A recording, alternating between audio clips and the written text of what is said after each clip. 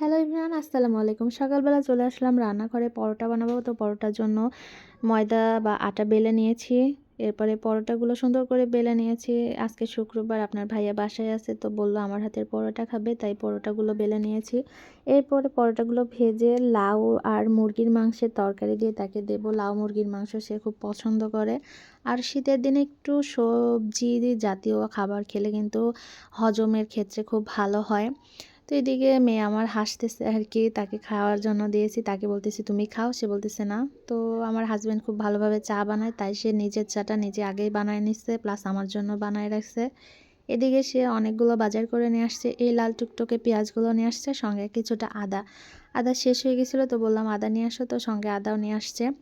আর এই লাল টুকটুকে পেঁয়াজগুলো দেখতে কিন্তু ভালো লাগে, তবে কাটতে কিন্তু অনেক মুশকিল, কারণ এগুলো অনেক পিচ্ছিল হয়, যেগুলো কাটতে গেলে অনেকটাই হাত কাটার সম্ভাবনা থাকে। তাই সবাই এই নতুন পেঁয়াজ কাটতে গেলে অবশ্যই একটু সাবধানে কাটবেন, যেন পিছলায় না যায়। তো এদিকে একটা পাতাকপি নিয়ে আসছে। পাতাকপি খাইতে কিন্তু ভালো লাগে, পাতাকপির পকোড়া খাইতে ভালো লাগে। বিকালবেলা পকোড়া বানাবো, এই জন্য পাতাকপি নিয়ে আসছে। এদিকে সবুজ একদম ফ্রেশ ফ্রেশ ধনিয়া পাতাও নিয়ে আসছে সে। ধনিয়া পাতা সব তরকারির সঙ্গে খাইতে আমার ভালো লাগে, ধনিয়া পাতার চাটনিও ভালো লাগে। আর এদিকে নতুন আলু নিয়ে আসছে, নতুন আলু ভাজি খাবে। তো এদিকে দুই প্রকারের মাছ নিয়ে আসছে, একটা ট্যাংরা মাছ, একটা রুই মাছ। তো ট্যাংরা মাছগুলো দেখে আমার ভালো লাগলো, একটু মানে বেশি বড় না, মাঝারি সাইজের। আমার মেয়ে ট্যাংরা মাছ খাইতে খুব পছন্দ করে, এজন্য আর কি নিয়ে আসছে। তো এদিকে ট্যাংরা মাছটা বের করে নিলাম। আর রুই মাছটা সে কেটে নিয়ে আসছে, যেন আমার বড় মাছ কাটতে অসুবিধা না হয়, তার জন্য কেটে নিয়ে আসছে। যাদের বাচ্চা আছে তাদের মাছ কাটতে গেলে দেখেনি তো কতটা কষ্ট হয়ে দাঁড়ায়। এই তো সব কিছু খুব সুন্দর করে বেছে আলাদা আলাদা করে রেখে দিলাম আর কি। এরপরে আমি আলুটা কেটে নিয়েছি, এরপরে ফুলকপি আর সিম দিয়ে রুই মাছ রান্না করব। তো মাছটাকেও বেছে ধুয়ে নিয়েছি। তারপরে মাছটাকে সুন্দর করে ভাজি করে নিলাম আর কি, যেহেতু মাছ রান্না করব। আর একটু কড়া করে ভাজি না করলে আমার কেমন যেন একটা গন্ধ লাগে। আপনাদের ভাইয়াও মাছটা ভাজি না, মানে ভাজাটা ঠিকঠাকভাবে না হলে খাইতে চায় না, গন্ধ লাগে। তো মশলাটা কষিয়ে খুব ভালোভাবে ফুলকপি আর সিমের তরকারিটা কষিয়ে নিচ্ছিলাম। আজকে মশলার মধ্যে একটা টমেটো দিয়েছি, যেন গ্রেভিটা একটু বেশি হয়।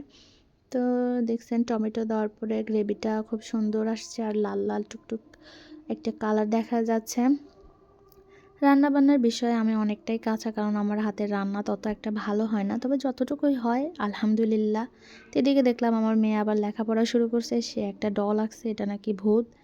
তো রান্নাবান্নার ফাঁকে অবশ্যই যাদের বাচ্চা আছে একটু হলেও খেয়াল রাখবেন, কারণ ছোট ছোট বাচ্চা কাচ্চার মাথার মধ্যে অনেক কিছু খেলা করে, যেটা দেখা যায় যে একটু আড়াল হলেই অনেক মানে ক্ষতির সম্মুখীন হতে হয়, যে কাজগুলো করে বসে। তাই সবাই অবশ্যই বাচ্চার দিকে একটু নজর রাখবেন। সেদিকে আমি আবার আলু ভাজিটা বসিয়ে দিলাম ভাজি করার জন্য। আমি কিন্তু অনেক কুচি কুচি করে ভাজি করতে পারি, মানে কাটতে পারি আর কি আলু। তো সেটা কেটে ভাজি করে নিচ্ছিলাম। আমার হাতের ভাজি খাইতে মানে অনেকেই আমার প্রশংসা করে, আমার হাতের ভাজি নাকি খুব ভালো হয়। এদিকে ফুলকপি আর সিমটা খুব ভালোভাবে কষিয়ে নিচ্ছিলাম। তো যে কোনো ভাজির ক্ষেত্রে কখনো পানি দিয়ে ভাজি করবেন না, পানি দিলে ভাজির যে একটা টেস্ট সেটাই নষ্ট হয়ে যায়। কখনো পানি দিয়ে কোনো কিছু ভাজি করবেন না, হালকা করে চুলা দিয়ে তারপরে ঢাকনা দিয়ে দিবেন। আস্তে আস্তে ওই যে সবজিটা ভাজি করতেছেন ওইটার পানি দিয়েই ভাজি করা হয়ে যাবে, কখনো পানি দিবেন না। এটা আমি আমার শাশুড়ি মায়ের কাছ থেকে শিখছি আর কি। তো এই তো খাবার পরিবেশন করে দিছি। আজকের মতো ভিডিও এতটুকুই। ভালো লাগলে অবশ্যই লাইক কমেন্ট শেয়ার করবেন। সবাই ভালো থাকবেন। আল্লাহ হাফেজ।